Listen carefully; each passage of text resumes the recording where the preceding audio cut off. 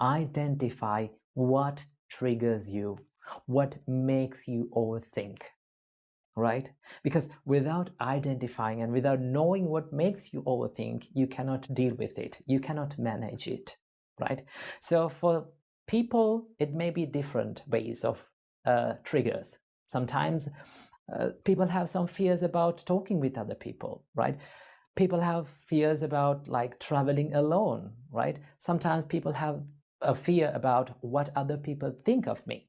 Okay, so it is different from one person to another.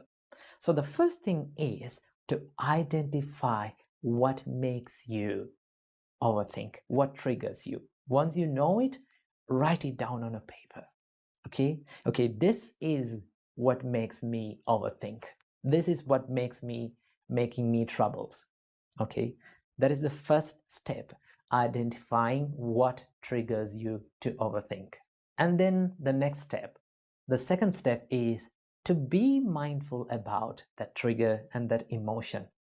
Okay, because once you identify your trigger, right, what makes you overthink, you can be mindful about it, you can identify it.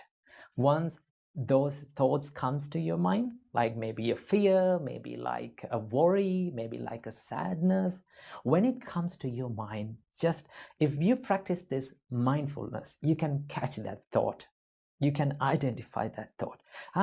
Now I'm going to worry, now I'm worrying, right? Now I have this fear in my mind.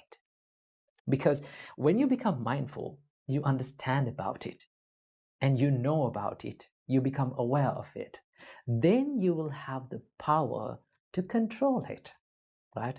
Always remember, you cannot control anything that you don't know about and you're not aware about, right? So the second thing is to be aware and to be mindful about your thought. This is one thing that stuck in my mind for a long time, that a thought is just a thought until we give the power to control it ourselves. Okay,